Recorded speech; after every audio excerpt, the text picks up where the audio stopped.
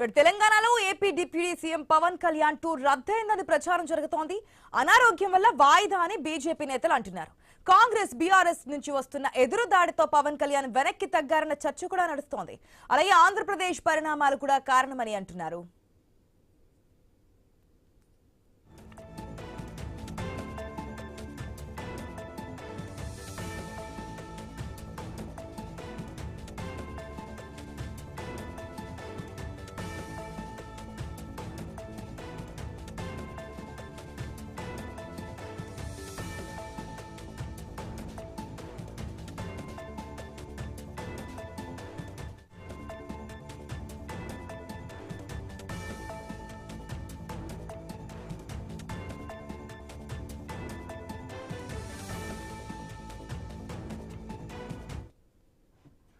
తెలంగాణలో AP deputy CM Pavan Kalyan tour రద్దయిందని ప్రచారం జరుగుతోంది.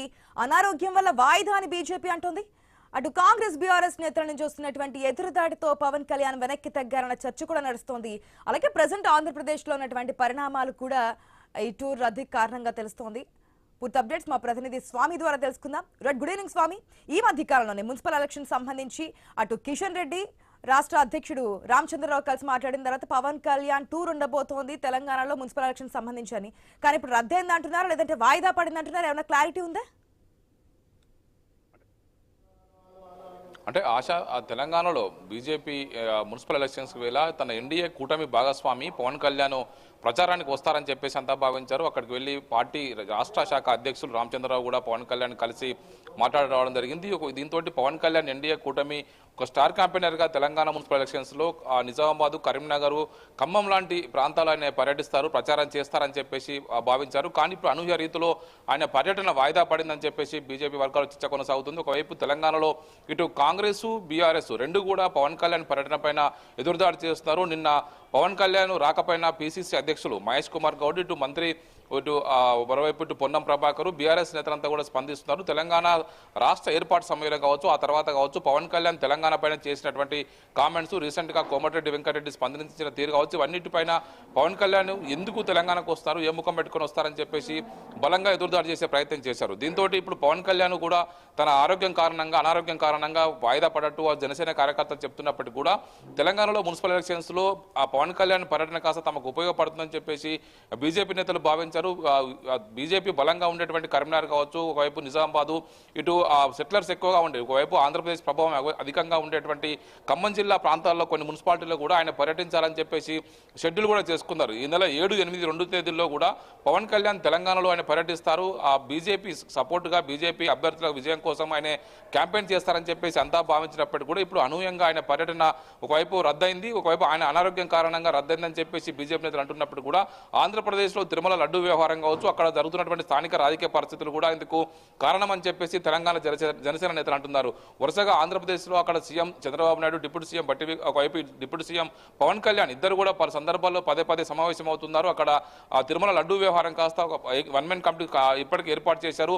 అక్కడ జరుగుతున్నటువంటి పరిణామాల నేపథ్యంలో తెలంగాణలో పర్యటించడం వీలు కాదని చెప్పేసి ఉద్దేశంతోనే పవన్ కళ్యాణ్ తన టూర్ను రద్దు చేసుకున్నట్టుగా కూడా ప్రచారం జరుగుతుంది.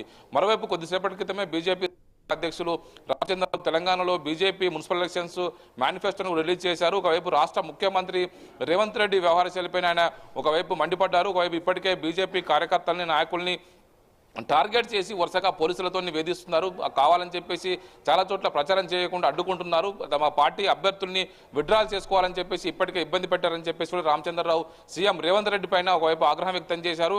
కర్ణాటక తరహాలో పాలసీ తీసుకొస్తామని చెప్పేసి సీఎం చెప్తున్నారంటే కూడా కర్ణాటకను సీఎం కాపీ కర్ణాటకని కాపీ కొడుతూ తెలంగాణలో హేటు పాలసీ తీసుకురావడం అనేది కూడా సరికాదు. ఇది కేవలం బీజేపీ నాయకుల్ని, కార్యకర్తల్ని, బీజేపీ కార్యని దృష్టిలో పెట్టుకునే తీసుకురావాలని చూస్తున్నారు. కర్ణాటకలో ఇంకా చట్టం గవర్నర్ వద్ద పెండింగ్లో ఉన్నది.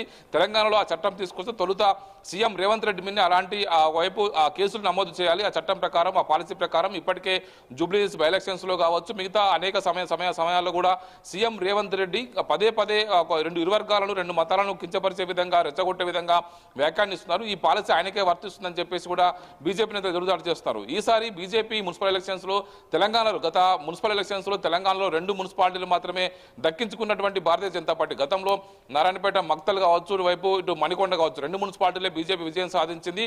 కానీ ఈసారి వర్గాల్లో ఉన్న పార్టీల్లో ఒకవైపు కార్పొరేషన్లో తాము బాగా వేస్తామని చెప్పేసి బీజేపీ ధీమాగా ఉంది. ఒకవైపు కరీంనగర్లో ఖచ్చితంగా మున్సిపల్ కార్పొరేషన్ దక్కించుకుంటామని చెప్పేసి బండి సంజయ్ ఒక భరోసాతో ఉన్నారు. ఒక పెద్ద ఎత్తున కూడా క్యాంపెయిన్ చేస్తున్నారు. ఇటు నిజామాబాద్లో పోయినసారి 1-2 ఓట్లతోటి మేము మున్సిపల్ కార్పొరేషన్ కోల్పోయాము, ఖచ్చితంగా ఈసారి దక్కించుకుంటామని చెప్పేసి అక్కడ ఎంపీ ధర్మపురి అరవింద్ ప్రచారం చేస్తున్నారు.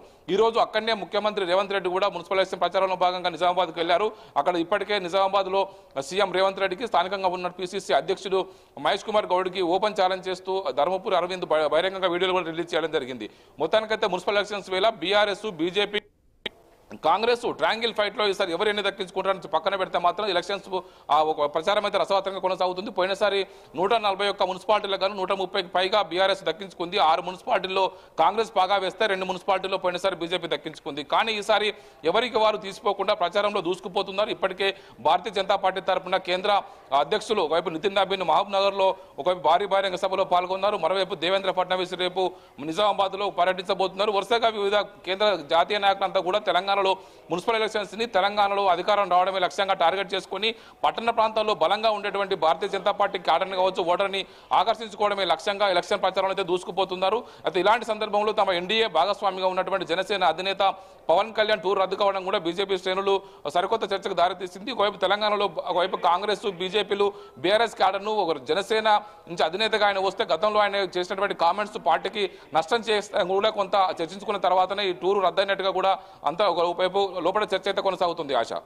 Right Swami, thanks for the update. Short break